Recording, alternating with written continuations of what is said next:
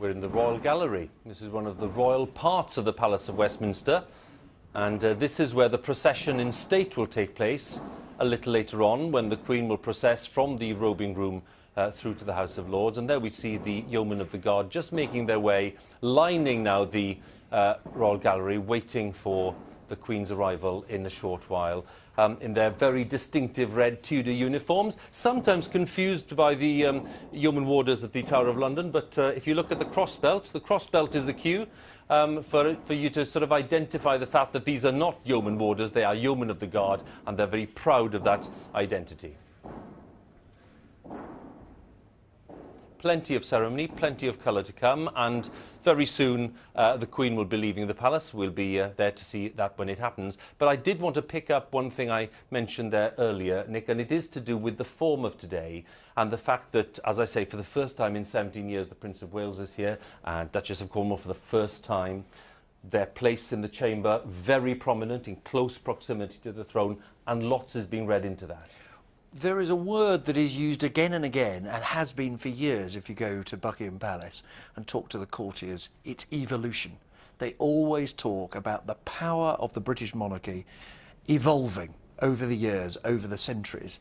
And it seems to me the symbolism, huge symbolism, of Charles and Camilla coming in their own carriage, being seen alongside Her Majesty and the Duke of Edinburgh, is, if you like, precisely that. It is an evolution. It is saying to the country, crudely, here's what comes next. We don't know when, we don't know the circumstances, it may not be for a very long time, and most people would hope it won't be, because they wish good health to Her Majesty, but it is saying to the country, get used to the idea. And I don't mean this as a facetious comparison, but when large parts of the country are absorbed by the retirement of the greatest football manager, that instant change... You wish to declare an interest here, Nick? I've just got a little bit of an interest, I thought that might be the case, yeah. But it is striking that, in a sense, this most effective of institutions in our country never does things that way. It is about saying, no, just slowly you'll get used to the idea of change, a change that would have been unthinkable just 5 years ago. Remember the controversy created by Camilla's relationship with Prince Charles. Now they have concluded, after careful thought and research and consultation, the country's ready for this, so they're doing it. Michael Fallon, it is being described by the palace as a gradual process. It's taking sensible measures, if you like. And just before you answer, let me just point out the fact that we have the first of the regalia processions with us, because this is where the imperial state crown gets its own escort, its own procession, because, of course, it is the supreme symbol of the monarch's authority and sovereignty. And this will be carefully brought out by the Crown Jeweller, Michael Swift, and handed to the Barge Master, which is one of the most ancient appointments in the royal household, dating back from the time when, of course, monarchs used to use the Thames to travel as their main thoroughfare, really. And, in fact, the Crown Jewels also would be brought to Westminster by river. So the Barge Master still retaining that title, and 24 watermen also employed by the royal household as part of the Barge Master's team. And here we have the controller of the Lord Chamberlain's office, Andrew Ford, who is the man who looks after lots of the ceremonial and big events that the palace organises from year to year. He's the man, really, who's the mastermind behind lots of these big ceremonies and big days of pageantry. And it is his duty to take the imperial state crown into the Palace of Westminster.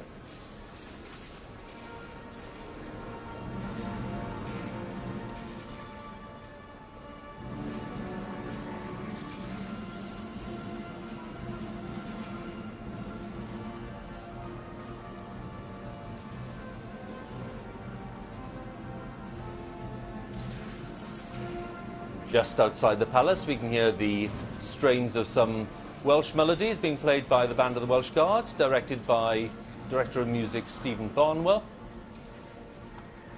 as Lieutenant Colonel Andrew Ford carefully takes the imperial state crown into a little room on the left, first of all, where they will change the cushion on which it rests and put it on a proper display cushion, because it'll be put on display in a short while in the Royal Gallery. And I'll have more to say in a while about the two other important elements of regalia, the cap of maintenance and the sword of state. Michael Fallon's still with me, and thank you for bearing with me. We were talking about the importance of today in terms of the changes signified. I think I'm much to be amused to be compared with Sir Alex Ferguson. I'm not sure that's quite the comparison she had in mind. And it's not new. I mean, Prince Charles has attended the state, as you pointed out, he has attended state openings before. But I suspect we're going to see him taking on more duties now, certainly some of the more arduous duties, some of the overseas travel. He already conducts investitures and stands in for the Queen on a number of occasions. I suspect we're going to see more of that, and I think Nick's probably put his finger on it. It is a very gradual reminder that, that there is a transition in the offing. Caroline, it's a wonder in a way, because when you think of Queen's 87, Duke of Edinburgh is, I think it'll be 92 in June.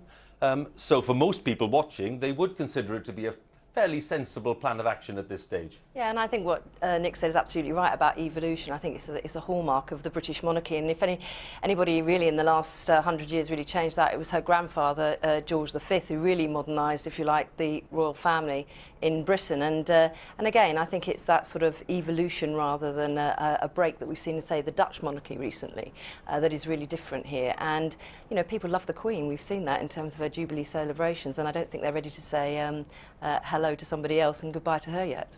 Let's have a look along Parliament Square, because I think the Prince of Wales is about to arrive.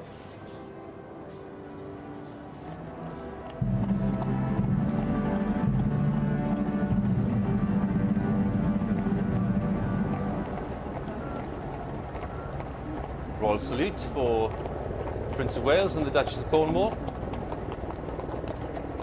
Back at Buckingham Palace, we have the second of the carriage processions, because this is the Irish state coach used by the Queen and the Duke of Edinburgh, as they make their way on state opening day. It is the 60th occasion on which Her Majesty has attended the state opening, a remarkable statistic. The Irish state coach, which was made back in 1851, I think, in Dublin. And Queen Victoria took a fancy to it, so she bought it, I think for £700 or maybe 700 guineas. Anyway, it was badly destroyed in fire back in 1911 and completely remodelled and again refurbished in the 1980s. And it is rumoured that it is the Queen's favourite carriage, but we can't confirm that. These preferences are never explicitly stated. And here we are at the foot of the Victoria Tower of the Palace of Westminster for the Prince's arrival and the Duchess's.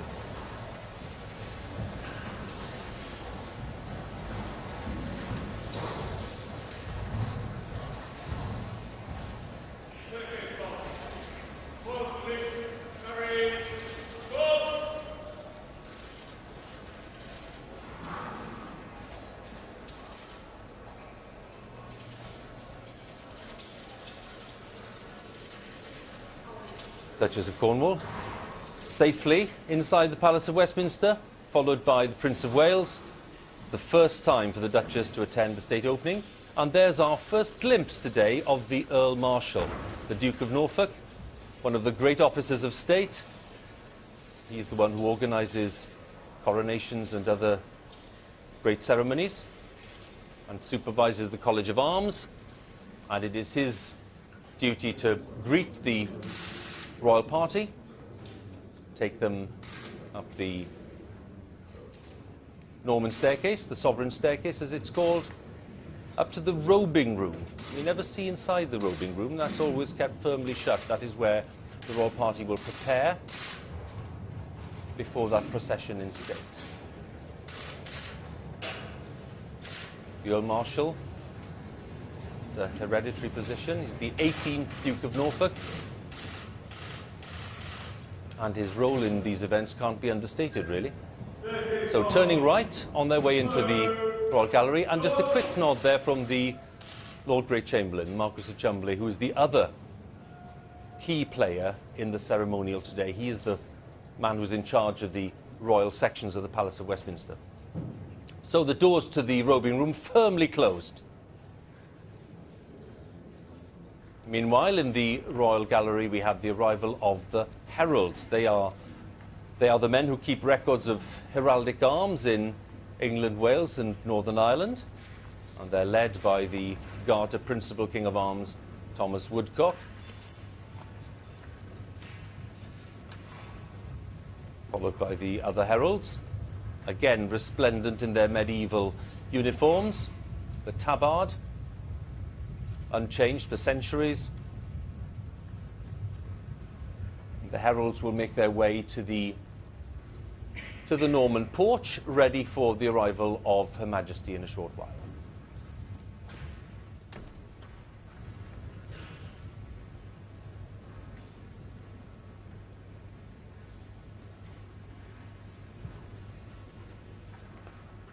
More processions to come in the Royal Gallery in a short while, because we'll also have some of the key political players involved, and we'll have a look at them in a short while as they come through, because what happens here is that lots of people congregate at the top of the stairs, basically. There's a kind of welcoming party, if you like, for Her Majesty and the Duke of Edinburgh. The heralds are there, and we've seen the household cavalry, but you'll also have the Lord Privy Seal, the Lord Chancellor, the Lord Speaker, the Speaker of the Commons. They'll all congregate there, ready for that welcome. Jeremy, I didn't ask you about your views on this process of transition that we're seeing. Do you think it's at the right pace? I agree with the points that have been made. The Queen's been on the throne for such a long period of time that you actually have to be quite an old person now to remember before she was our monarch. And I think to evolve in a way that people can get used to the idea of transition in time, and also in practical ways, as I think Michael was saying, that once the monarch reaches her late 80s, there are obviously practical restraints in terms of her foreign travel and so on and so forth. So for Prince Charles, who himself is reaching an age where quite a lot of people might be considering retiring, let alone taking on extra responsibilities, for him to play a more prominent role seems sensible. So what we're seeing now is the Lord Great Chamberlain taking the imperial state crown into the robing room, because that's ready for the Queen's arrival, because she will wear the crown in that procession in state. Only one occasion, actually, in which the crown wasn't worn, because I think in 1952, when the Queen had already acceded to the throne, but she hadn't been actually formally crowned, she processed behind the crown. Since then, she's worn the crown, the imperial state crown, and rumour has it in the palace that she wears it for a few hours in the week before the state opening, just to get used to the balance and the weight, which is quite a thought, really, isn't it? It's quite a nice, homely thought, I think. I always think of that. It's apparently very heavy. Just practising a little, yes. It's very well. It's got 3,000 stones on it, so it's got and I'm assuming they're all proper stones, so they're very heavy. Why don't we take a look inside the Chamber of the House of Lords and see who else is there, because it's now absolutely packed, and it's a great sight on state opening day. And we have such a cross-section of people there representing all walks of life in the United Kingdom.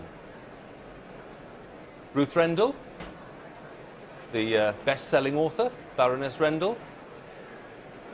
And then if we have a look at one of the other rows there, we have Joan Bakewell, Baroness Bakewell, the broadcaster and author. I think that's Baroness Shackleton, Fiona Shackleton, the lawyer, prominent divorce lawyer.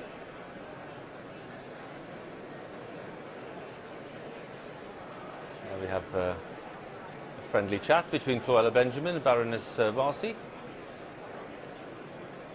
Lots of diplomats and ambassadors also present today. And if we go back next door to the chamber, we have the Royal Gallery. And they're ready for one of the next processions, because here we have Andrew Lansley, who is Leader of the House of Commons, but here today really in his capacity as Lord Privy Seal. Again, one of the ancient offices. The Lord Privy Seal, who was the person who safeguarded the royal seal in days gone by. So Andrew Lansley, the former Health Secretary, will join the party at the top of the stairs. Let's just have a quick peek to see who else is there, or friendly greetings. And that is Black Rod. We told the Black Rod story a little earlier on, and they'll be joined soon by the Lord Speaker and the Speaker of the Commons and the Lord Chancellor. A quick thought at this stage then, and bear with me if we go back to the ceremony, because that's very important. Just a quick thought on this stage. How will we judge, Carol, power of the British monarchy evolving over the years, over the centuries. And it seems to me the symbolism, huge symbolism, of Charles and Camilla coming in their own carriage, being seen alongside Her Majesty and the Duke of Edinburgh, is, if you like, precisely that. It is an evolution. It is saying to the country, crudely, here's what comes next. We don't know when, we don't know the circumstances, it may not be for a very long time, and We're in the Royal Gallery. This is one of the royal parts of the Palace of Westminster, and this is where the procession in state will take place a little later on, when the Queen will process from the robing room through to the House of Lords. And there we see the Yeomen of the Guard just making their way, lining now the Royal Gallery, waiting for the Queen's arrival in a short while, in their very distinctive red Tudor uniforms, sometimes confused by the yeoman warders at the Tower of London. But if you look at the cross belt is the cue for you to sort of identify the fact that these are not yeoman warders, they are yeomen of the guard, and they're very proud of that identity. Plenty of ceremony, plenty of colour to come, and very soon the Queen will be leaving the palace. We'll be there to see that when it happens. But I did want to pick up one thing I mentioned there earlier, Nick, and it is to do with the form of today and the fact that, as I say, for the first time in 17 years, the Prince of Wales is here, and Duchess of Cornwall for the first time. Their place in the chamber, very prominent, in close proximity to the throne, and lots is being read into that. There is a word that is used again and again, and has been for years if you go to Buckingham Palace and talk to the courtiers. It's evolution. They always talk about that. Most people would hope it won't be, because they wish good health to Her Majesty, but it is saying to the country, get used to the idea. And I don't mean this as a facetious comparison, but when large parts of the country are absorbed by the retirement of the greatest football manager, that instant change. You wish to declare an interest here, Nick? I've just got a little bit of an interest. I thought that might be the case, yeah. But it is striking that, in a sense, this most effective of institutions in our country